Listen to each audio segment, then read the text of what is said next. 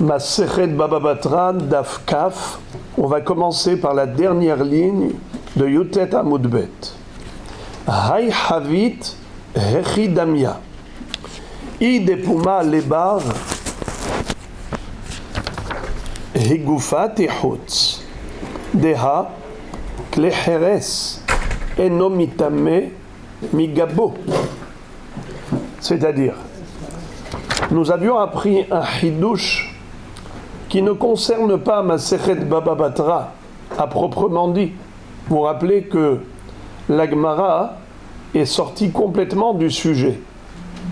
Mais les Mefarshim expliquent que le seul point commun avec Baba Batra, c'était ce qu'on avait appris comme précaution que doit prendre le voisin pour ne pas porter préjudice à son voisin. Parmi les précautions qu'un homme doit prendre pour ne pas porter préjudice à son voisin, la Mishnah nous a enseigné qu'il fallait éloigner du mur de son voisin toutes sortes d'éléments qui peuvent dégager une certaine chaleur qui va détériorer le mur. Par exemple le sel, par exemple la chaux. Alors en hébreu, moi je dis en français, vous me dites en hébreu. Le sel, Mela, la chaux, Sid, le grignon, Gefet, bravo, Gefet, les rochers, Slaim, qu'est-ce qui nous manque encore? L'engrais, le compost. Zebel, bravo, Kala Kavod. Alors, donc nous avons une liste de 5 éléments.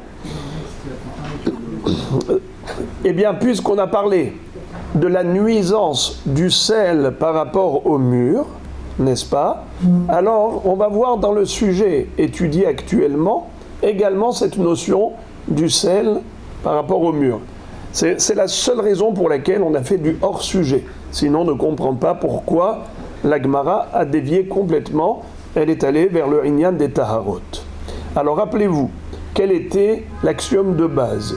Shmuel nous a enseigné que lorsqu'il y a un mort qui se trouve dans une pièce, tout ce qui est dans la pièce va devenir tamé, évidemment, comme la Torah le dit, que ce soit des personnes ou des kélim qui sont sous le même toit que le mort, ils reçoivent l'impureté du mort.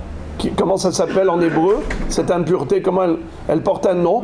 Tum'at ohel, excellent. Tum'at ohel. Maintenant, s'il y a une pièce voisine, mitoyenne, est-ce que les hommes et les kélim qui sont dans la pièce mitoyenne également sont tmeim? Est-ce que la toum'a du mort traverse le mur? Non, s'il n'y a pas de bravo. Si le mur est hermétique, évidemment que la toum'a ne va pas passer au travers du mur. Mais s'il y a une petite lucarne, une petite fenêtre, un halon, quelle est la taille minimale de ce halon pour laisser passer la toum'a de l'autre côté? Un tefah carré. Excellent. Tefah al tefah. Maintenant, imaginons qu'il y ait un tefah ou plus d'ouverture, mais il y a un élément qui est posé là-bas et qui réduit l'espace, qui réduit le tefah. Il n'y a pas un tefah de disponible dans cette lucarne, parce qu'il y a un objet qui est posé là-bas. Est-ce que cet objet fait écran devant la toum'a, oui ou non? Répondez-moi. Hein? Bravo, voilà la bonne réponse. Ça dépend. C'est comme ça qu'il faut répondre. Ni oui ni non. Il faut dire ça dépend. Dites-moi de quoi ça dépend. Ça dépend s'il est là pour tout le temps, définitivement. Excellent. C'est ce que je voulais entendre. Shmuel nous a enseigné un hidush, un yesod fondamental. Il dit, tout dépend si c'est condamné à rester là-bas définitivement, ou bien est-ce que le propriétaire a l'intention de récupérer cet objet. Si on a l'intention de retirer l'objet de là-bas, alors il ne réduit pas la hauteur. Mais si on a l'intention de le laisser là-bas définitivement, donc c'est comme si ça fait partie intégrante du mur, eh bien ça rehausse le mur, et donc il n'y a plus un tefah d'ouverture. La lucarne ne fait plus un tefah, et donc la toum'a ne peut plus passer. Ça fait écran. Donc encore une fois, Shmuel nous dit Dans la mesure où la personne a abandonné définitivement l'objet dans cette fenêtre, alors dans ce cas-là, ça y est, ça, c'est considéré comme faisant partie intégrante du mur, ça réduit le tefah. La toum'a ne passera pas. Mais s'il a l'intention de le récupérer, alors même si à l'instant T, l'objet est posé là-bas, et qu'il n'y a pas un tefah quand il y a l'objet, en effet, ça, malgré tout, ça ne réduit pas la hauteur. Très bien. Alors, la Gemara, par rapport à cela, avait posé une kushia sur Shmuel, et il y avait répondu. Quelle était la kushia? Métivé. Vous vous rappelez quelle était la kushia que la Gemara avait posée? Elle a cité une Mishnah dans Masechet Kelim. Qu'est-ce qui est écrit dans cette Mishnah? Kupa melea teven. Une kupa qui est pleine de paille. Ou bien Havit melea grogrot. Ou bien un tonneau qui est plein de figues sèches. Amunahim bahalon. Qui sont posés dans la fenêtre. Ro'im. On doit évaluer. Kol she'ilu inatlu v'cholim teven grogrot. La'amod bifnei atzman hotzetzin. Ve'im lav en hotzetzin. Kupa melea teven. La kupa elle-même, c'est un keli. Nous avons une règle, c'est que toute chose qui est mekabel tum'a ne peut pas empêcher la tum'a de traverser. Car lui-même, il est tamé, donc il peut être conducteur de tum'a. En l'occurrence, comment se fait-il que la kupa, pleine de paille, peut empêcher la tum'a de passer? Réponse, on parle du cas où le teven, la paille, ce n'est pas un keli, ce n'est pas non plus du ochel. Quels sont les éléments qui sont susceptibles de devenir tamés, qui sont sensibles à la tum'a? C'est soit un homme, un juif, pas un goy, soit un keli, soit un ochel, un aliment. Mais si par exemple on a de la paille, ce n'est ni un individu, ni un keli, ni un aliment. Donc c'est pas mekabel tum'a. Et on a déjà dit qu'un élément qui n'est pas mekabel tum'a peut servir d'écran pour empêcher la tum'a de passer. Si par exemple ça avait réduit l'espace de la fenêtre, il n'y a plus un tefah sur un tefah. Donc la tum'a elle passera pas. Mais si c'est un keli qui est déposé là-bas, la tum'a elle peut passer même lorsque le keli est là-bas. Le keli lui-même devenant tamé devient conducteur de tum'a. Et la tum'a tmet de la pièce A peut passer à la pièce B. Bien qu'il y ait un keli là-bas qui bouge complètement le trou, mais il ne sert à rien. Mais quel est le din si on a un keli qui contient de la paille? Est-ce que la paille dans ce cas fait écran? Puisque la paille n'est pas tamée, on vient de le dire, donc elle peut faire écran. Si on n'avait que de la paille là-bas, c'est sûr que ça fait écran. S'il n'avait qu'un keli là-bas, c'est sûr que ça ne fait pas écran. Mais quel est le din lorsqu'on a un keli qui contient de la paille? Alors qu'est-ce que nous a dit à ce propos la Mishnah? Qu'il faut évaluer. Ro'im. Évaluer quoi? Eh bien, il faut essayer de voir. Est-ce que cette paille-là, par exemple, est-ce qu'elle était attachée avec un fil qui fait que maintenant la paille elle peut tenir toute seule? Même s'il n'y avait pas le keli, la paille en soi aurait pu tenir debout. Dans ce cas-là, elle peut servir d'écran. Mafsik bifnei atum'a. Mais si cette paille-là, elle était éparpillée dans le keli, si j'enlève, c'est qui fait tenir la paille pour l'instant, qui lui donne de la hauteur? C'est le keli. Si j'enlève le keli, toute la paille elle tombe, elle s'éparpille et il n'y a plus d'écran. C'est-à-dire qu'on aura, oui, un tefah par un tefah carré d'ouverture. Donc la paille servirait à rien. Dans ce cas où la paille n'a de la hauteur que grâce au keli, qui lui-même est mekabel tum'a, donc si on peut ainsi dire, ma'amid bedavar ha-mekabel tum'a, eno hotzetz bifnei atum'a. Ça n'empêche pas la tum'a de passer. Idem Havit melea grogrot. Un tonneau, une jarre, qui est pleine de quoi? De figues sèches. Les amis, ces grogrottes-là, est-ce qu'ils peuvent tenir tout seuls? Oui ou non? Là encore, ça dépend. D'abord, je vous pose la question. Est-ce que le Keli, la Havit, peut être Mekabel Tum'a? Oui. Grogrotte? Non. Pourquoi non? Pourtant, c'est du Ochel. Elles sont sèches. Parce que c'est sec. Et alors? Elle ne tient pas. Parce que Vous n'êtes pas loin du Emet, vous n'êtes pas loin du vrai. Dites. Elles forment un bloc sèche. Oui, mais alors, c'est du Ochel. On a déjà dit qu'un aliment est Mekabel Tum'a. S'il est mouillé. Bravo! Vous n'avez pas oublié.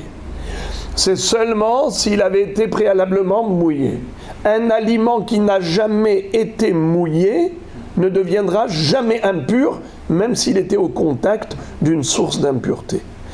Car la Torah nous le dit dans Parashat Shemini, Vechiyutan ma'im al zera, zerua asher izarea. C'est-à-dire, il faut que l'aliment soit préalablement mouillé. Sinon, il ne deviendra pas atamé. Alors maintenant, le Havit est Mekabel Tum'a? Oui. Les grogrottes sont Mekablim Tum'a? Non. Maintenant, on a une Havit mêlée à grogrotte à la fenêtre. Est-ce que ça fait Mechitza ou ça ne fait pas Mechitza? Le Keli ne peut pas faire Mechitza. Les grogrottes, oui. Mais maintenant, c'est des grogrottes à l'intérieur du Keli. Est-ce que oui ou non? Vous dites ça dépend. Bravo. Ça dépend de quoi? Si ça tient tout seul. Bravo! Si on doit imaginer qu'on retire le Keli, est-ce que les grogrottes, elles peuvent tenir toutes seules? C'est-à-dire faire un monticule, avoir de la hauteur même sans le Keli. Si ça peut créer un monticule, même sans le Keli, eh bien oui, puisque maintenant ça réduit l'espace de la fenêtre, la Tum'a ne peut pas passer par cette lucarne, car il y a les grogrottes qui empêchent la Tum'a de passer. question, si ces grottes étaient dans un... Rien que je termine la phrase. Mais si ces grottes ne peuvent pas tenir, ne peuvent pas avoir de la hauteur pour réduire l'espace en soi, ce n'est que grâce au Keli qu'elles ont de la hauteur. Alors là, je dis, elles ne peuvent pas servir d'écran pour empêcher la Tum'a de passer, étant donné que c'est Ma'amid Bedavar Mekabel Tum'a. Qu'est-ce qui les fait tenir à ces grottes? C'est le Keli. Or, le Keli lui-même, il est Mekabel Tum'a. Une chose qui est Mekabel Tum'a, donc ne peut pas faire écran devant la Tum'a. Ma'amid Bedavar Mekabel Tum'a également ne peut pas être Hotzetz Bifnei Tum'a. Alors, maintenant les amis, tout cela c'est que de la révision.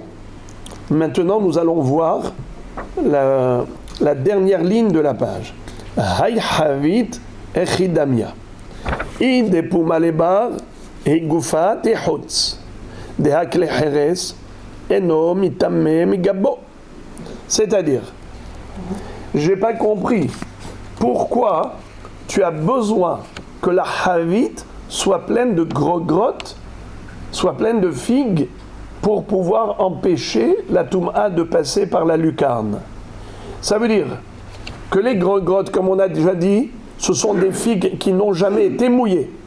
Comme elles n'ont jamais été mouillées, alors elles ne sont pas Mekabelot Tum'a. Comme elles ne sont pas Mekabelot Tum'a, elles peuvent servir d'écran devant la Tum'at Met et empêcher la Tum'at Met de traverser la lucarne, si elles sont là et qu'elles peuvent tenir toutes seules, indépendamment du Keli. Très bien.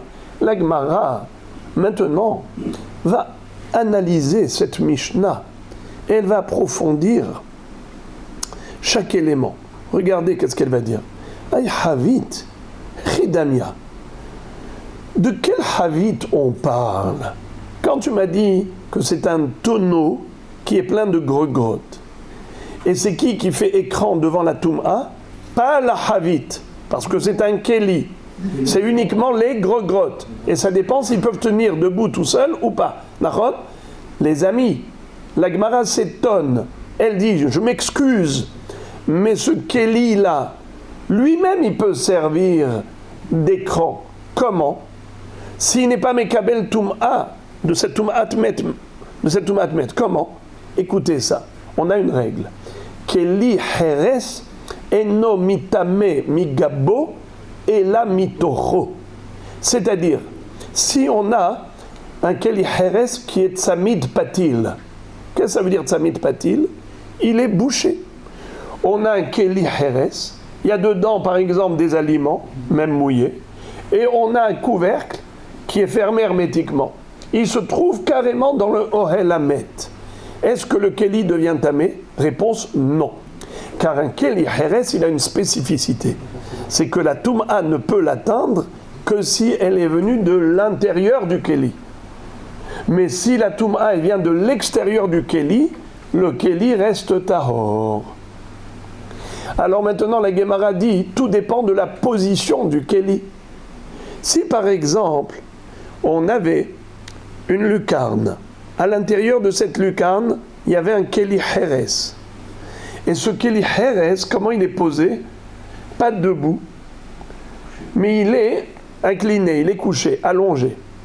Alors maintenant, si il donne le dos à la pièce où se trouve le mort, ça veut dire que le gave, le dos du keli, est vers le mort. Est-ce qu'il va devenir tamé ce keli? Non. Car l'ouverture se trouve de quel côté? La pièce voisine, où il n'y a pas le mort. Le dos est donné vers... Le dos est donné vers où? Vers le mort. Est-ce que le mort peut rendre ce keli heres tamé? Réponse non.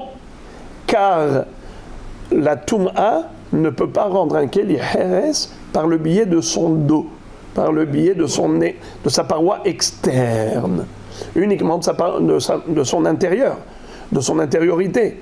Or, il se trouve avec la bouche, c'est-à-dire l'ouverture, vers l'autre pièce, où il n'y a pas le mort. Donc il n'y a pas de raison que ce keli devienne tamé. S'il ne devient pas tamé, alors il peut servir d'écran pour empêcher la toum'a de passer, c'est la règle. Alors pourquoi est-ce qu'on a besoin des grottes? Pourquoi a-t-on besoin de quoi? Des figues.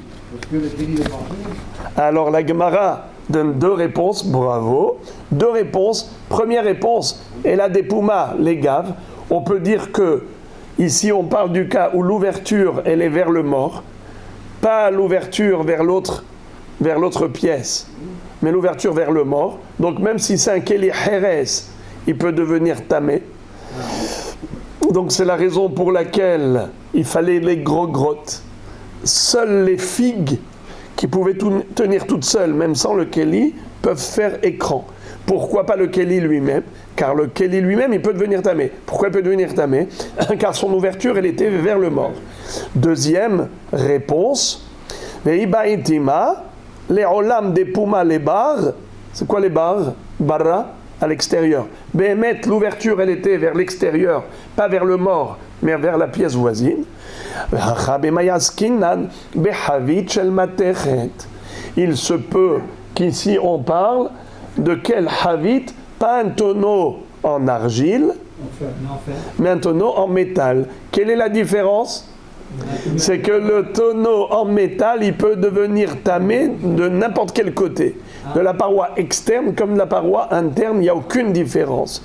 C'est que le keli heres qui a cette spécificité, cette propriété de ne devenir tamé que de l'intérieur, mais pas de l'extérieur. Mais un keli matechet, un keli en métal, peu importe, de l'intérieur ou de l'extérieur, toujours tamé. C'est la raison pour laquelle il fallait parler de quoi? Des grottes, des figues. Il n'y a que les figues qui n'ont jamais été mouillées qui peuvent servir d'écran si elles peuvent tenir toutes seules, indépendamment du keli.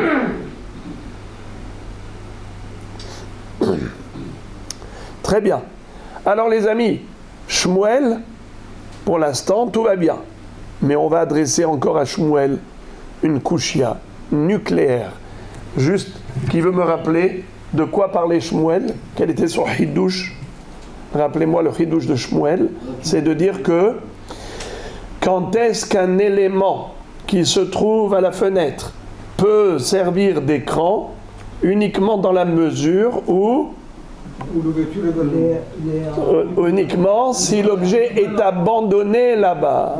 Mais si on a l'intention de le récupérer, alors il ne peut pas servir de réducteur de l'espace de la fenêtre. C'est-à-dire que l'espace de la fenêtre, on a dit minimum un tefar par tefar. Imaginons par exemple, on avait une fenêtre qui faisait 5 tfahim par 5 tfahim, à titre d'exemple. Imaginons qu'on a une fenêtre qui fait 50 cm par 50 cm. Mais maintenant on a mis des objets qui réduisent l'espace de la fenêtre. Et maintenant on a moins qu'un tefah d'ouverture. Est-ce que la toum'a du mort, elle peut passer d'une pièce à l'autre? Ça dépend de quoi, nous dit Shmuel, ça dépend de l'intention de l'homme.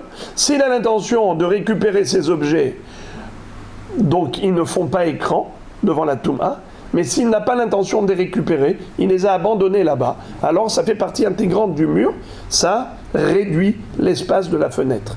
Et par conséquent, la toum'a ne peut pas passer s'il n'y a pas au moins un tefah d'ouverture. Very good. Par rapport à ce ridouche, la Gemara va poser une kushia à partir d'une baraïta qui est très longue, enfin très longue, façon de parler, mais en tout cas elle nous cite beaucoup d'éléments. Il va falloir tout expliquer. Et ça va servir de kushia sur Shmuel. Et la Gemara va répondre à chaque fois en faveur de Shmuel. Et on va avoir des explications vraiment très, très recherchées. Regardez. Métive, la kushia de la Gemara est la suivante. Asabin shete lachan veinihan bahalon. O she'alu me'elehen bahalonot. O matloniot she'en bahem shalosh al shalosh. והעבר והבשר המדולדלין בבהמה ובחיה ועוף ששכן בחלון ועובד כוכבים שישב בחלון ובן 8 המונח בחלון והמלח וכלי חרס וספר תורה כולם ממעטין בחלון אבל השלג והברד והגליד והכפור והמים כולן אין ממעטין בחלון. Cette baraïta est composée de deux parties. La première partie, ce sont 9 éléments qui peuvent servir de réducteur de l'espace de la fenêtre. Mais ensuite, on a 5 éléments qui, eux, ne réduisent pas l'espace de la fenêtre, l'espace vide de la fenêtre. C'est-à-dire, lorsqu'il y a un mort dans la pièce A, et il y a des kélim et des hommes dans la pièce B, et il y a une fenêtre qui sert de vase communicant entre la pièce A et la pièce B. Est-ce que la toum'a du mort qui est dans la pièce A va impurifier tous les hommes et les kélim qui sont dans la pièce B? On a dit que ça dépend de l'ouverture. Si on a un espace minimal de 1 tefah carré, 1 tefah par 1 tefah au niveau de la lucarne, oui, la toum'a elle passe. Si c'est moins, alors non. Alors maintenant, Shmuel nous a dit que s'il y a des objets qui sont posés à la fenêtre et qui réduisent l'espace, s'il a l'intention de les abandonner là-bas, c'est considéré comme réducteur. Et la toum'a elle passe pas. Mais s'il a l'intention de les récupérer, c'est pas considéré comme réducteur. Et la toum'a, elle passe. Maintenant, la Gemara va citer ici 9 éléments que la Braïta considère comme étant réducteurs. Et 5 éléments qui ne sont pas considérés comme réducteurs. 9 et 5. Oui, 9 et 5. Alors, l'histoire des 9 premiers, c'est quoi? C'est toute une liste. Mais à chaque fois, la question qu'on va poser à Shmuel va être la suivante. A priori, l'homme a l'intention de récupérer cet objet, ces 9 objets. Et donc, comment se fait-il que la Braïta ait dit que malgré tout, ces éléments peuvent servir d'écran pour empêcher la toum'at de passer de la pièce A à la pièce B? Mais pourtant, il a l'intention de récupérer ces objets. Selon toi, Shmuel, toi qui as dit que tout dépend de l'intention de l'homme, est-ce qu'il pense abandonner l'objet là-bas ou bien il pense récupérer? S'il pense abandonner, eh bien ça sert d'écran. S'il a l'intention de récupérer, ça ne sert pas d'écran. Là, tu vas voir que ces 9 objets, a priori, il a l'intention de les récupérer, a priori. Et pourtant, c'est Hotzetz Bifnei Atum'a. Alors, qu'est-ce qui va se passer à Botaï? On a 9 questions et on va avoir 9 réponses. C'est pour cela que je vous demande d'attacher la ceinture. On va commencer d'abord par traduire la Braïta. Premier élément. Asabin shetelachan v'inihan bahalon, o she'alum elen bahalonot. Quel est le premier élément qui peut faire écran devant la Toum'a? Si, dans cette fenêtre, on a mis là-bas des asabim, de l'herbe qu'on a arrachée et qu'on a déposée là-bas. Eh bien voilà, maintenant, il n'y a plus un espace, il n'y a plus une ouverture d'un tefah qui pourrait laisser passer la Toumatmet. Eh bien voilà, c'est protecteur, ça fait écran. Ou encore, asabim she'alum elen, de l'herbe qui a poussé d'elle-même à la fenêtre. Il y avait de l'humidité, il y avait un peu de terre, et ça pousse à la fenêtre. Et maintenant, voilà, il y a moins d'un tefah d'ouverture. Ça, c'est ce que j'appelle le premier élément. En fait, c'est un qui fait 2. C'est pour ça qu'on pourrait dire qu'il y a 10 éléments. C'est de l'herbe, soit détachée, soit rattachée. Soit j'ai arraché de l'herbe, je l'ai déposé là-bas, soit c'est de l'herbe qui a poussé là-bas naturellement. Dans tous les cas de figure, ça sert d'écran. Ça empêche la Toumatmet de passer. Encore. Matloniyot she'en bahem shalosh al shalosh. Des torchons, des tissus, plutôt des chiffons, si on peut ainsi dire, des chiffons qui font moins de 3 etzbaot sur 3 etzbaot. Généralement, nous considérons qu'un beged, c'est comme un keli, il est mekabel touma. Un tissu, même s'il est tout petit, il fait 3 doigts par 3 doigts. On va dire un doigt, la largeur du doigt, c'est combien? 2 cm. Allez, on va dire 2 cm la largeur du doigt. 3 doigts, ça fait 6 cm par 6 cm. Voilà, c'est tout petit. Shalosh etzbaot al shalosh etzbaot. Répétez. Shalosh etzbaot al shalosh etzbaot. 3 largeurs du doigt par 3 largeurs du doigt. Un tissu pareil, est-ce qu'il est Mekabel Toum'a ou bien est-ce qu'il est trop petit? Oui, il est Mekabel Toum'a. Pourquoi? Étant donné que les Aniyim, les gens pauvres, ne jettent pas à la poubelle un tissu tant qu'il a encore une taille de 3 doigts par 3 doigts. Ça peut encore lui servir pour quelque chose. Alors il le garde. Donc c'est considéré encore Beged pour les Aniyim, et par conséquent, c'est Mekabel Toum'a. Alors maintenant, quels sont les chiffons, les tissus, qui sont considérés comme écran devant la Toum'a? S'ils ont 3 doigts par 3 doigts, donc ça ne peut pas faire écran, parce qu'il est Mekabel Toum'a. Et ce qui est Mekabel Toum'a ne peut pas empêcher la Toum'a de passer. Alors maintenant, de quoi on parle? Moi, Matloniyot, Shem Pahot, Mishalosh Etzbaot al Shalosh Etzbaot. Pour que ça fasse écran, il faut justement que ce ne soit pas Mekabel Toum'a. Pour que ce ne soit pas Mekabel Toum'a, il faut que ce soit inférieur à 3 Etzbaot par 3 Etzbaot. C'est ce qu'on dit. Matloniyot, She'en Bahem, Shalosh al Shalosh. Comment? Ils sont entassés et là-bas, ils réduisent l'espace de la fenêtre. Alors là, les amis, je vais peut-être sauter cette phrase pour l'expliquer en dernier pour pas qu'elle vous choque. Et alors, quand vous allez être choqué, vous n'allez pas comprendre la suite. Alors, je dis les choses qui sont les plus classiques et après on revient à la typique. Je saute une phrase. Et je reprends depuis Ve'of sheshacham bahalon. Un off, un oiseau qui réside, qui a fait son nid dans le halon. Lui aussi peut servir de réducteur de l'espace du halon. Pourquoi? Car lui-même, il n'est pas Mekabel Tum'a. Est-ce qu'un oiseau vivant est Mekabel Tum'a? Non. Est-ce qu'un cheval vivant est Mekabel Tum'a? Non. Tout être vivant, ce n'est pas un Ben Israël, eh bien, il n'est pas Mekabel Tum'a. S'il n'est pas Mekabel Tum'a, donc l'oiseau qui est là-bas, il peut empêcher la Tum'a de passer, puisqu'il réduit comment on appelle ça, l'espace de la fenêtre. C'est la question que la Gemara va poser.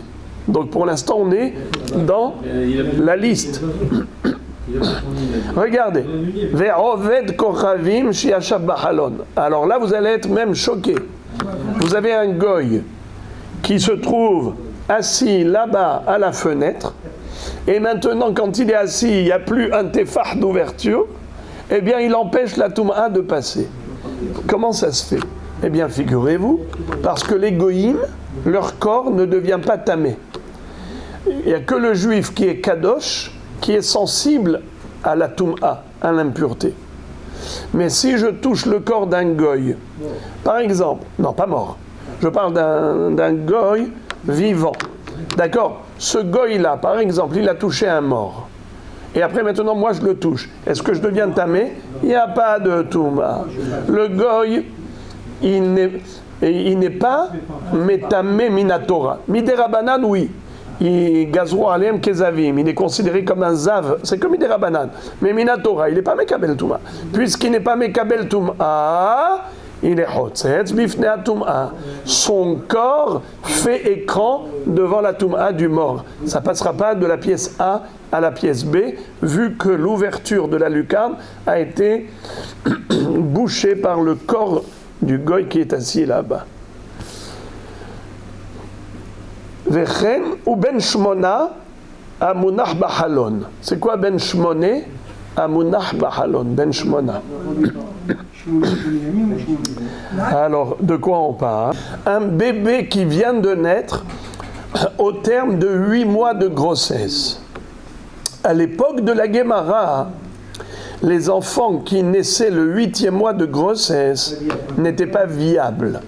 C'est-à-dire, soit il fallait naître au terme de 9 mois de grossesse, soit, s'il est précoce, pendant le 7e mois.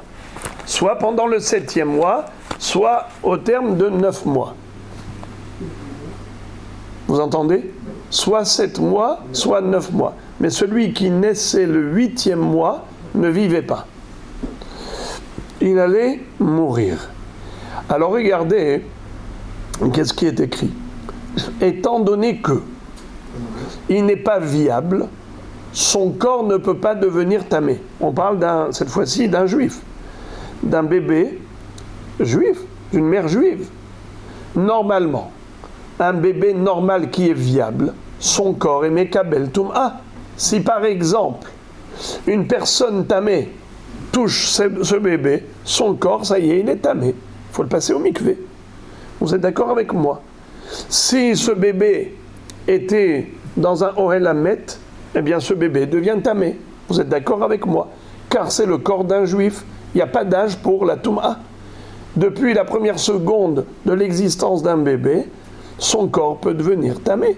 Il est apte à cela. Mais si c'est un bébé non viable, c'est-à-dire que d'emblée, depuis sa naissance, il n'est pas censé survivre, alors celui-là, il est considéré comme ni vivant ni mort. Presque à la limite, il n'est même pas considéré comme, pour l'instant, comme Adam. D'accord? Alors, de ce fait, il est, oui, Hotzetz Bifnea Tum'a, puisqu'il ne peut pas devenir tamé. Il est considéré comme une pierre. Hareuke Even, c'est comme une pierre. Il est posé à la fenêtre, ce bébé, il est posé à la fenêtre. Il bouche la fenêtre. Il ne laisse pas passer la Tum'a du mort. Est-ce que son corps fait écran? Réponse oui. Pourquoi il fait écran? Car lui-même, il ne devient pas tamé. Si c'était un bébé viable, il ne fait pas écran. Pourquoi il ne fait pas écran? Car lui-même, il devient tamé. Puisque lui-même, il devient tamé, il ne fait pas écran. Mais celui-là qui est Ben Shmona n'est pas viable. Puisqu'il n'est pas viable, donc il ne devient pas tamé. Puisqu'il ne devient pas tamé, s'il est posé là-bas, il peut faire écran, puisqu'il bouge la fenêtre. Là, on est à 8. J'ai sauté le 9e, je vous avais dit que c'était celui qui est le plus choquant. En fait, c'est une bête dont un des membres a été sectionné partiellement. Et là, un membre qui est Meduldal. D'accord? Ça veut dire que... Comment? Il est ballant. C'est-à-dire que, étant donné qu'elle a de la chair ou un membre qui sont ballants, c'est la raison pour laquelle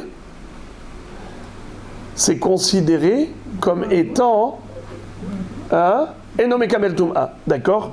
Alors regardez. Vea Ever, Vea Basar, Medul Dalim, Babehema ou Bahaya. D'abord la bête elle-même. Dites-moi, est-ce que la bête elle-même, elle peut faire écran? Si elle est... Pourquoi non? Elle n'a pas de membre ballant, oui. On avait déjà dit que oui. N'est-ce pas? C'est comme l'oiseau.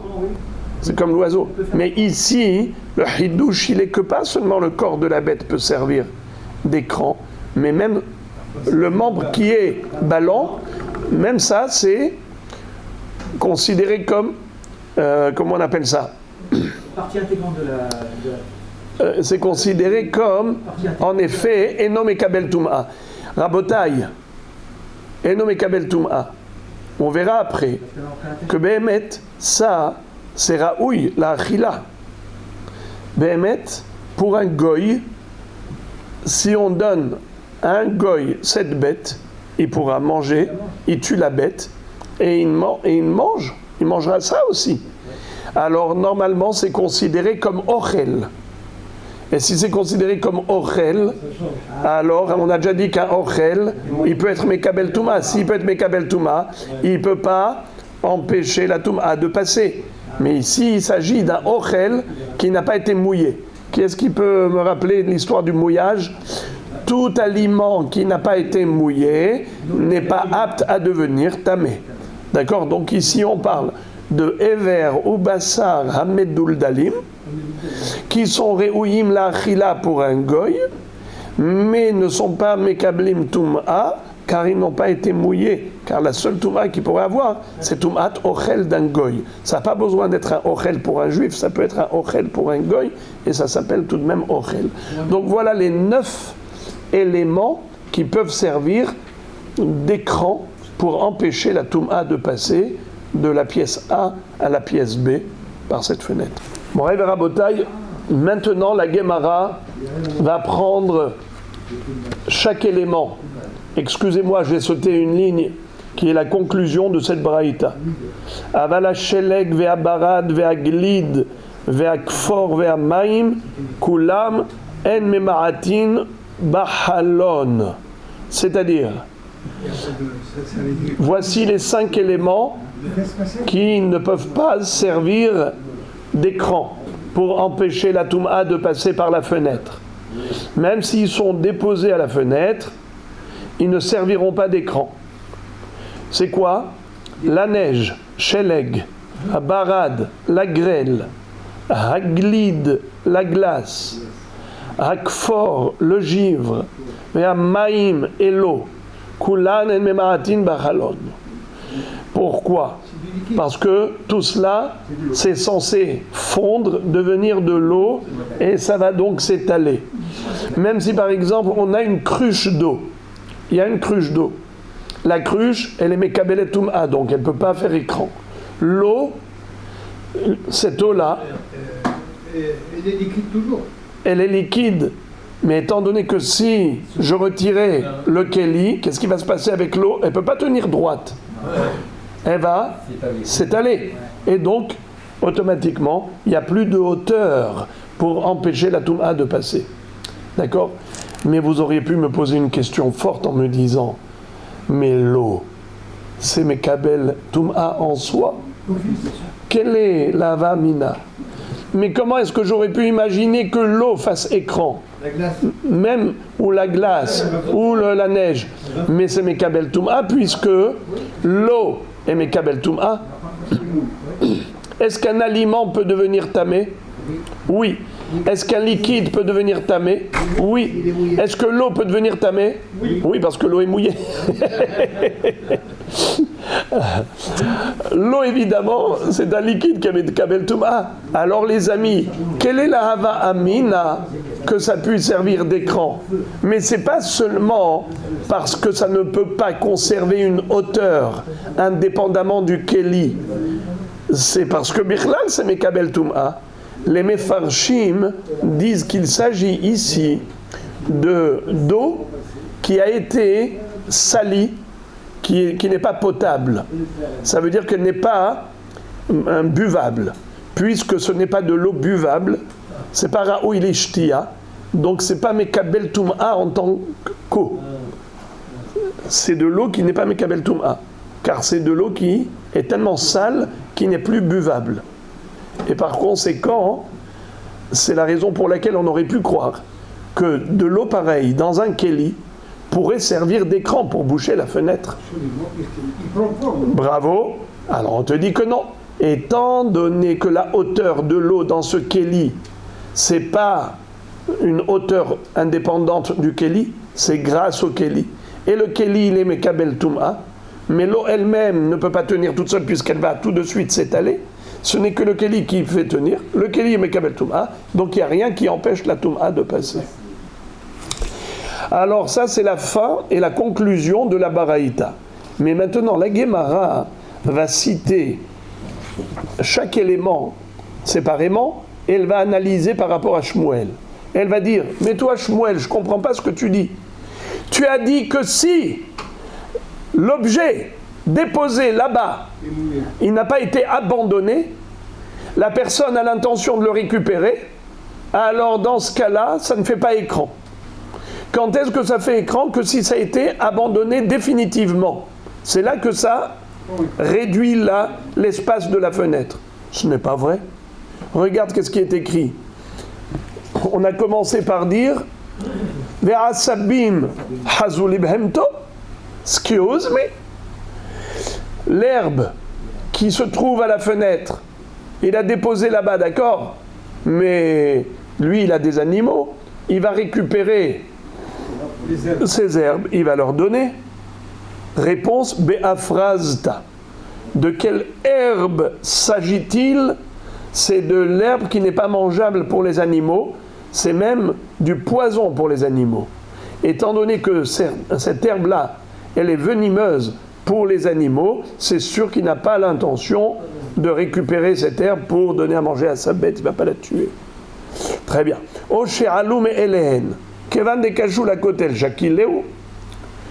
Tu as dit que ce soit de l'herbe qu'il a déposée lui-même, soit de l'herbe qui a poussé toute seule, dans les deux cas de figure, ça fait écran pour empêcher la Touma de passer. Naron? Mais il n'a pas l'intention de laisser l'herbe à la fenêtre. Pourquoi? Car vous le savez, que les racines de l'herbe qui s'enfoncent en profondeur dans la fenêtre, ça va détériorer le mur, ça va abîmer sa fenêtre. Alors c'est sûr qu'il n'est pas fou de laisser là-bas. Alors puisqu'il a l'intention de retirer l'herbe qui a poussé à la fenêtre, donc ça ne va pas rester là-bas définitivement. Si ça ne reste pas définitivement, comment ça peut faire écran? Comment la Braïta a dit que s'il y a de l'herbe qui a poussé là-bas, maintenant ça a bouché la fenêtre, alors la Touma du mort, elle ne peut plus passer de la pièce A à la pièce B. Mapitom? Mais il a l'intention d'arracher pour ne pas détériorer le mur. Réponse. Amaraba bekotel hurba. On parle ici d'une hurba. Il ne s'agissait pas de deux pièces voisines d'une maison normale qui est habitée. C'est inhabité. C'est un local qui était déjà en ruine, hurba. Alors, c'est la raison pour laquelle il n'a aucune intention d'arracher l'herbe qui a poussé là-bas, parce que de toutes les façons, c'est une maison abandonnée. Voilà pourquoi, oui, ça va faire écran. L'herbe qui a poussé à la fenêtre et qui bouche la fenêtre, ça sert d'écran pour empêcher la Touma de passer de la pièce A à la pièce B. Rav Papa Amar afilu bekotel yishuv bebain chutz mishlosha lahalon. Rav Papa donne une autre réponse. Il dit même si la Braïta a parlé d'une maison normale, beishuv, en zone urbaine, et qui est habitée comme une habitation classique, on parle ici du cas suivant. Écoutez bien. En fait, l'herbe qui a poussé, ça n'a pas poussé mamash dans l'espace du halon. Ça a poussé loin du halon, à 3 tfahim d'écart. Et donc, ça ne pose pas de problème au mur, parce qu'on a déjà dit que quand les herbes sont plantées à plus de 3 tfahim d'écart du mur, donc il n'y a plus de dommages, il n'y a plus de nuisances et d'endommagement pour le mur. Bien, c'est de cela qu'on parle. C'est de l'herbe qui a poussé sur le sol à plus de 3 tfahim d'écart du mur, mais le sommet de l'herbe atteint la fenêtre. Et ça a bouché la fenêtre. Eh bien, la question était de savoir, s'il y a un mort d'un côté, est-ce que la Tum'at Met, elle traverse la fenêtre, oui ou non? Réponse non. Pourquoi? Parce qu'il y a de l'herbe qui bouge. Mais d'où vient cette herbe? Eh bien, si ça avait poussé mamash dans la fenêtre, ça ne fait pas écran. Pourquoi ça ne fait pas écran? Car il a l'intention d'arracher. Pourquoi il va arracher? Pour ne pas abîmer son mur. Mais ici, ça n'abîme pas le mur. Pourquoi il n'a pas l'intention d'arracher? Parce que ça ne gêne pas. Pourquoi ça ne gêne pas? Car la racine de l'herbe se trouve à l'écart du mur, à plus de 3 tfahim d'écart. Encore, on a déjà dit que matloniot. Qui est-ce qui peut me rappeler c'est quoi les matloniot? Bravo! Les chiffons, quelle était leur taille? Qui peut me rappeler leur taille? Moins de 3 etzbaot sur 3 etzbaot. 3 doigts par 3 doigts. Rabotai, la Gemara dit, excuse me, Hazoul el ekri'a dilvusha. Même si c'est plus petit, d'accord, ça ne peut pas servir en tant que tissu en soi, mais ça peut servir en tant que pièce de raccommodage.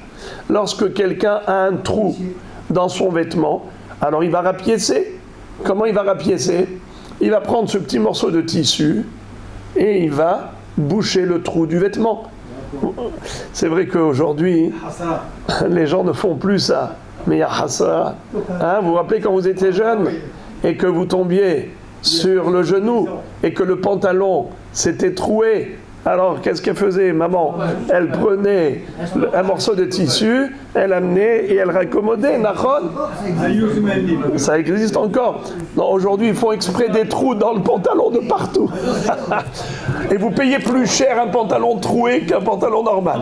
Alors, à Botaï, qu'est-ce que la Gemara demande? Elle dit, mais pourquoi tu dis que celui qui a posé là-bas, à sa fenêtre, des chiffons dont la taille est inférieure à 3 etzbaot par 3 etzbaot, il n'a plus l'intention de récupérer parce que ça y est, c'est jeté là-bas. Mais pourquoi il ne va pas récupérer? Mais il peut récupérer pour rapiécer les vêtements. Quand il y a un trou dans le vêtement, on peut s'en servir pour le raccommodage. Réponse. La réponse. Besamirta. Il s'agit de chiffons épais qu'on ne peut pas coudre, car les reprises, les raccommodages pour le rapiècement, ça se faisait d'Avka avec un tissu normal que tu peux coudre. Mais celui-là, il était très épais. Qu'est-ce que tu vas coudre? Ça va te sortir une grosse boule. Donc il n'était pas apte à cela. La Gemara dit, ok, Hazou, les Omana. Vous savez c'est quoi Omana? C'est un docteur. À l'époque, qu'est-ce qu'il faisait le docteur? Il faisait des saignées. C'est comme ça qu'il soignait, avec des saignées. Mais après ça, il fallait essuyer le sang, boucher d'ailleurs l'artère, lui dire, attrape monsieur, allez, je te mets du coton sur la plaie, sur l'ouverture de la saignée, l'incision, et tu attrapes longtemps pour pas que ça continue de saigner. Ou bien il essuyait avec. Alors, ça, ok, tu me dis c'est un tissu épais, ce chiffon, mais ça peut servir pour le Omana, pour le docteur qui fait des saignées. La Gemara répond Beriska. Qu'est-ce que ça veut dire Beriska? C'est quelque chose de rugueux. Alors Rashi explique. Qu'est-ce que c'est que Riska? Sheou Mesaret. Qui va causer des égratignures au niveau de la peau. Et il n'est pas fou d'utiliser un tissu qui blesse. Il ne va pas utiliser un tissu qui blesse. Le docteur, d'accord, tu vas chez le docteur pour te soigner, pas pour qu'il te blesse. Donc voilà pourquoi il a l'intention de les abandonner là-bas, parce qu'il ne va pas vendre ça au docteur pour les saigner. La Gemara dit, ah bon? Riska? Mais Riska? She'en bahem shalosh al shalosh, she'en bahem arba al arba, mi ba'ele. Qu'est-ce que ça veut dire? La Gemara a cru qu'il s'agissait ici de matloniot qui sont faits avec du poil de chèvre. C'est pour ça que c'est rugueux. Nachon, regardez dans Masechet Kelim, là-bas il est écrit que le sac, c'est quoi sac? Non, c'est pas un sac. C'est au or, au beged, au sac.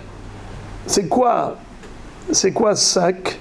C'est un tissu qui est tissé avec du poil de chèvre. Alors, quel est le shi'ur pour qu'il soit mekabel tum'a? On a dit qu'un beged qui est fait avec de la laine par exemple, il est mekabel tum'a à partir du moment où il fait 3 etzbaot par 3 etzbaot.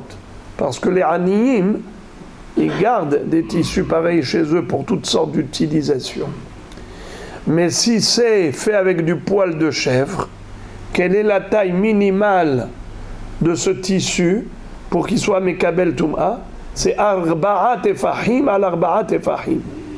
4 tfahim par 4 tfahim. Combien c'est un tefah? On a dit entre 8 cm et 10 cm. Allez, on va arrondir à 10 cm. Quelle est la taille de ce sac? Il doit être 40 cm par 40 cm. Alors la Gemara a cru que Risteka, pourquoi il est rugueux? Il est rugueux parce que c'est fait avec du poil de chèvre. La Gemara dit que si c'est fait avec du poil de chèvre, alors j'ai pas compris pourquoi tu m'as parlé de moins de 3 etzbaot par 3 etzbaot. Tu aurais dû dire moins de 4 fahim par 4 fahim. Parce que c'est pas des habits. Mais là ici, on a parlé de ça. On a parlé de matlaniot. Matlaniot, c'est des chiffons. Alors tu aurais dû dire des chiffons qui sont inférieurs à 4 fahim par 4 fahim. Si on parle de Riska. Alors la Gemara répond Ke'en Riska. En fait, on ne parle pas d'un tissu qui est fait avec du poil de chèvre. On parle d'un tissu qui est fait avec, par exemple, du lin.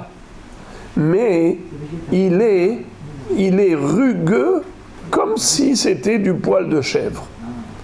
Donc c'est uniquement au niveau de la rugosité dont on a parlé de Riska, mais pas au niveau de la matière. La matière, c'est de la matière de tissu normal, comme par exemple du lin. Mais pourquoi est-ce que le Oumana, docteur, qui fait des saignées, n'utilise pas? Parce que c'est rugueux. Et donc, primo, c'est moins de 3 etzbaot. Et secondo, ça ne peut pas servir ni pour raccommoder parce que c'est épais, et ni pour les saigner parce que c'est rugueux. Karen Riska. Très bien. La Gemara maintenant pose la question, elle dit on a dit que parmi les éléments qui peuvent servir d'écran, qui réduisent l'espace de la fenêtre pour ne pas laisser la Tum'at traverser, on a dit entre autres des membres ballants de la bête, de la chair ballante ou un membre ballant. La Gemara dit j'ai pas compris, mais d'après Shmuel, tout objet qui n'est pas censé rester là-bas définitivement ne peut pas servir d'écran pour la Touma. Or ici, la bête, elle va partir. Alors c'est vrai que à la fenêtre, il y a un membre ballant de la bête, ou de la chair ballante de la bête. Mais la bête, elle ne va pas rester ici toute sa vie, elle va partir. D'après Shmuel, qui a dit que quelque chose qui est censé disparaître d'ici ne peut pas servir d'écran pour la Touma. Alors, la Gemara répond. Alors d'abord la question. Arka ve azla. C'est quoi Arka ve azla? Elle va s'enfuir la bête, elle va partir. Réponse Bikshura. Il s'agit qu'elle est attachée. La Gemara dit Shahitla. Mais lui-même, il est intéressé de prendre cette bête pour lui faire la shrita et la manger. D'accord, il ne va pas manger ses membres, mais il va manger le reste. Puisque elle n'est pas tréfa. Ce n'est pas des membres qui remettent sa vie en cause. La Gemara dit Bitmea. On parle, par exemple, d'un chien. Alors, lui, le chien, il ne va pas le manger, il ne va pas faire shrita pour manger. D'accord ? Alors, c'est qui peut manger ça? C'est le goy. Alors, la Gemara dit, mais Zabin la l'enochri. Eh bien, il peut vendre au goy. On peut vendre d'accord ? Cette bête. Réponse Bikhusha. Elle est tellement maigre, la bête, qu'il n'y a rien à manger dedans. D'accord ? Si c'était par exemple par exemple un âne, Khroucha, il n'y a rien à manger. Donc le goy ne va pas lui acheter ça. Donc il a abandonné là-bas. La Gemara dit, mais pourquoi il va l'abandonner? Passik, Shadela la clavim, peut-être qu'il va couper. Il va donner au chien. Il va couper les membres, il va donner au chien. Kevandi katsar ber lehaim lo avid. Puisque ça va faire souffrir la bête, il ne va pas lui couper les membres comme ça. Entre parenthèses, pourquoi la Gemara n'a pas dit que toute la bête, il va la donner au chien? C'était pas l'habitude de faire une shrita d'une bête pour donner au chien. Une bête entière. Encore,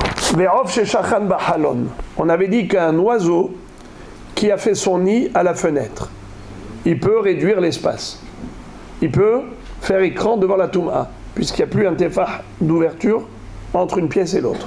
La Gemara dit parach ve'azil, mais lui, l'oiseau, il va s'envoler, il va partir. Réponse Bekachour. Il est attaché à la fenêtre, il ne peut pas s'envoler. La Gemara dit shahit là, mais il peut lui faire la shahita et manger ce coquelet, ce pigeon. La Gemara dit betamé. Tamé, c'est un off tamé. Par exemple, c'était, quoi comme off tamé? C'était un corbeau. Tu peux manger un corbeau? Non. Mais Zabin les norim, il peut le vendre au goy, le goy peut manger le corbeau. Mais kalanita, qu'est-ce que ça veut dire kalanita? Comment on traduit kalanita? C'était un petit oiseau, très petit, qu'il n'y a rien à manger dedans. Qu'est-ce que tu veux qu'il achète le goy? Une kalanita pour manger?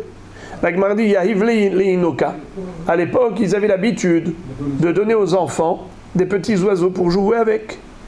Donc pourquoi tu dis qu'il va l'abandonner là-bas? Mais peut-être qu'il va récupérer pour donner à son fils pour jouer avec le petit oiseau. La Gemara dit bimsaret. Il griffe, il pique avec son bec, pac, et avec ses griffes, il griffe. Tu vas donner à ton fils un oiseau griffeur et piqueur. La Gemara dit mais kalanita lo mesarta, le petit moineau gentil, il ne griffe pas. La Gemara dit keren kalanita. Ça, il est petit comme kalanita, donc il n'y a rien à manger. Donc le goy, il ne va pas te l'acheter pour manger. Mais d'autre part, il n'est pas comme le kalanita qui est doux. Celui-là, il griffe. Donc c'est de cela qu'il s'agit. Donc il abandonne là-bas. Il est attaché là-bas, il est abandonné là-bas, il n'a pas l'intention de récupérer, pour aucune raison, comme on vient maintenant d'éliminer, toutes les motivations ont été éliminées. Étant donné qu'il est là-bas, abandonné, il peut servir d'écran pour empêcher la Touma de passer, puisqu'il réduit l'espace de la fenêtre. Encore, on a dit un goy qui est assis à la fenêtre, il réduit l'espace de la fenêtre et la Touma, elle ne passe pas. Excusez-moi, est-ce que le goy lui-même, il est Mekabel Touma? Bravo. Il n'est pas Mekabel Touma. C'est pour ça qu'il peut faire écran devant la Touma. La Gemara dit Ka'e ve Azil, mais le goy, il peut se lever et partir. C'est une couchia contre qui? Bravo, vous n'avez pas oublié. Contre Shmuel. Shmuel qui a donné ce Yesod, il a enseigné le principe selon lequel tout objet qui bouche le trou, mais qui n'est pas censé rester là-bas définitivement, ne sert pas d'écran. Alors le goy, pourquoi tu dis il sert d'écran, mais il va bien se lever et partir? Ka'e be Azil, Bekafut.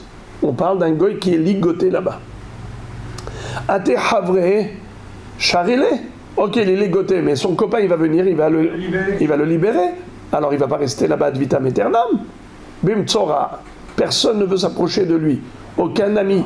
Pourquoi? Parce qu'il est lépreux et c'est une maladie contagieuse. Personne ne veut être contaminé par cette Tzarat. Alors Mskin, il va rester là-bas ligoté. La Gemara dit Ate Metzora Havre Charele. C'est pas vrai? Il peut avoir un autre ami qui est lui-même Metzora. Donc Metzora avec Metzora, les deux ils ont le sida. Et donc un il peut libérer l'autre. D'accord? Enfin je plaisante. C'est-à-dire les deux ils ont la Tzarat, donc ça ne le dérange pas. Il est déjà malade. Et là, Behavouché Malchut. La Gemara dit on ne parle pas d'un Metzora, on parle de Havouché Malchut. C'est-à-dire, qui est-ce qu'il a ligoté là-bas? C'est le bourreau du roi.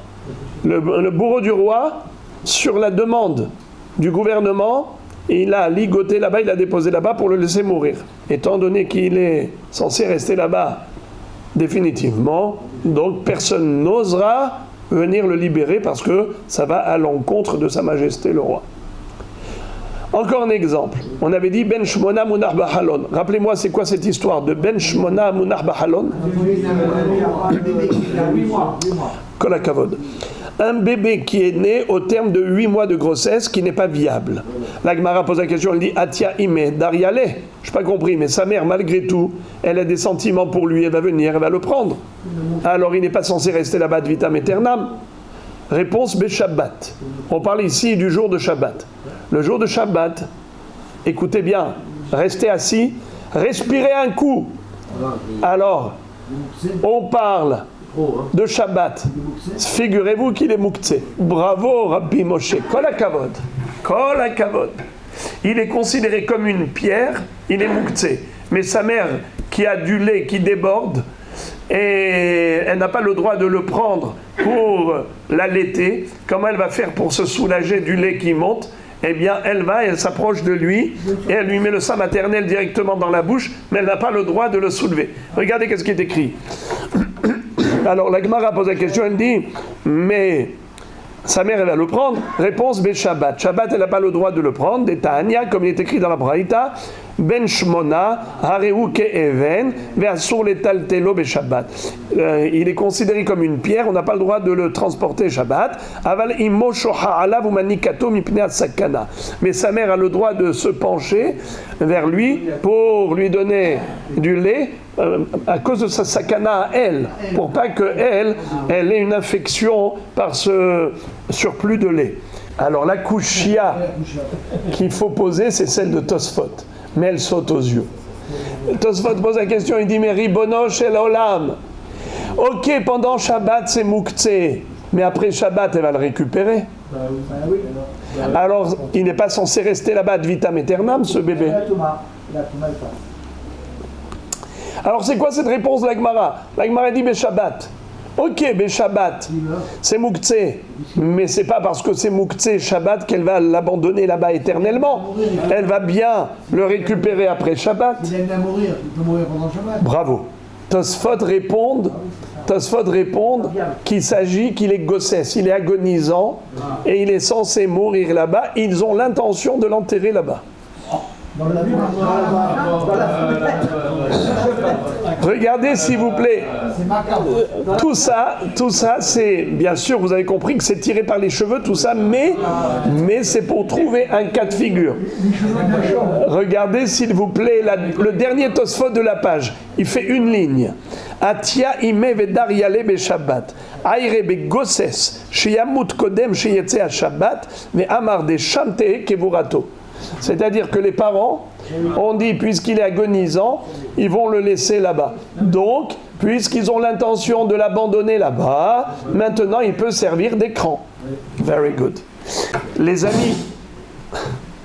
amis, il y avait 3 éléments que j'ai sautés et personne ne s'en est rendu compte quand j'ai lu la Braïta. C'est Melach, le sel, Kli Heres, Vesefer Torah, Kulam Emaatin Bachalon. C'est-à-dire du sel. C'est pas considéré comme un aliment. Pourquoi? Parce que personne ne mange du sel tel quel, nous dit Rashi. C'est que pour agrémenter, assaisonner le plat. C'est pas fait pour manger tel quel. Donc ça n'a pas un statut de ochel, c'est pas mekabel touma. Donc ça peut servir, si j'ai un monticule de sel, ça peut servir d'écran pour empêcher la touma de passer. Également, si j'ai là-bas un kli heres qui est fermé, qui est-ce qui se rappelle un kli heres qui est fermé? Il n'est pas mekabel touma. Excellent. Également, un Sefer Torah. S'il y a un Sefer Torah qui est là-bas, c'est pas considéré un keli, c'est pas considéré comme un keli, un Sefer Torah. Et c'est pas Mekabel Touma.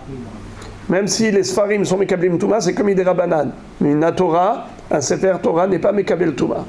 C'est pas un aliment, c'est pas un keli, c'est pas un être humain. Donc, c'est pas Mekabel Touma. Donc, s'il est posé là-bas, il peut servir d'écran pour la Touma.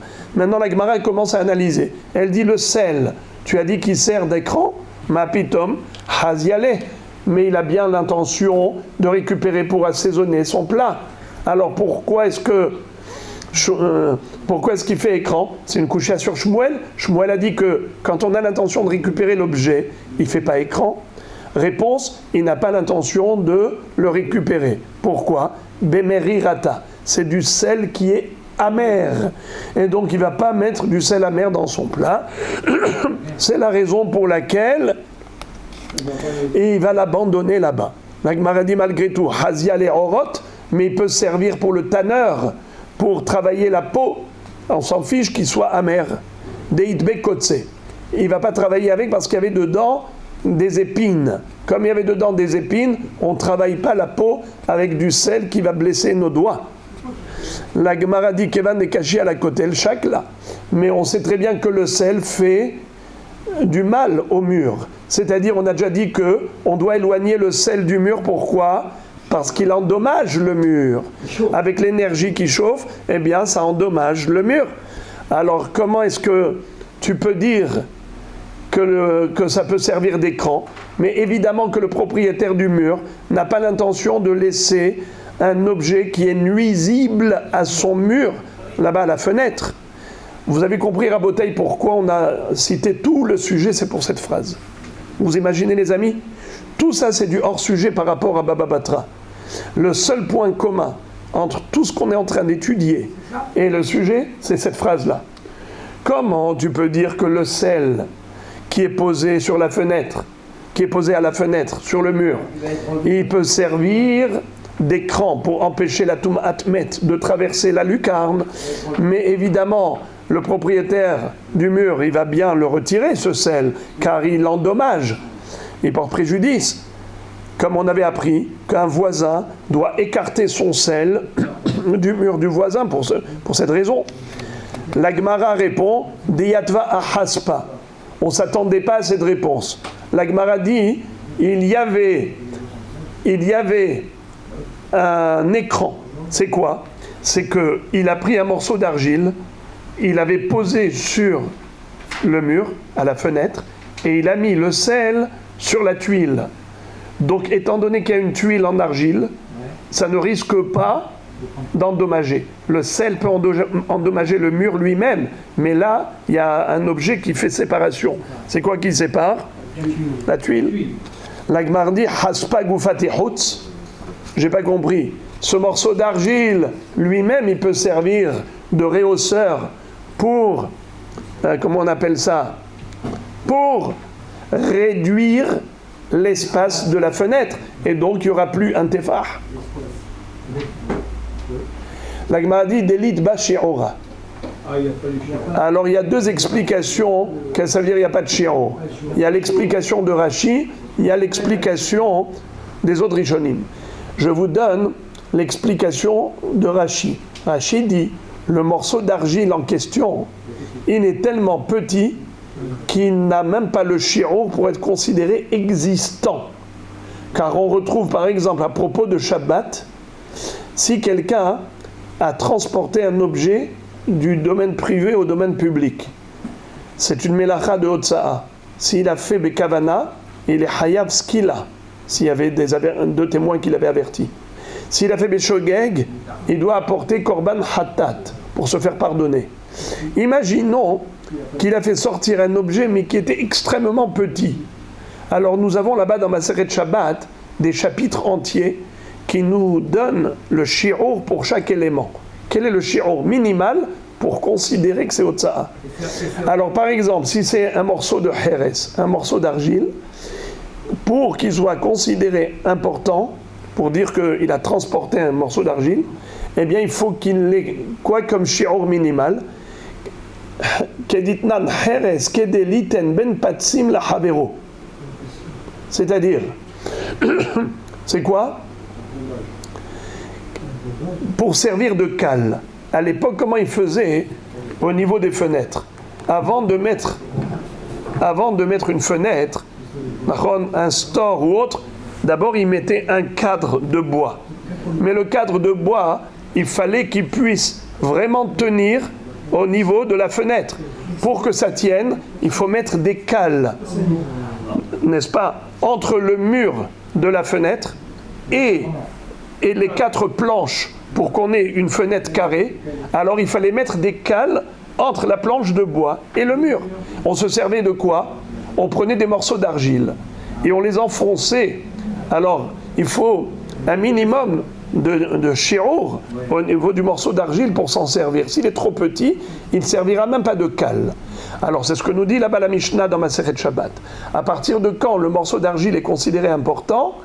À partir du moment où il peut servir de cale ben patsim la havero.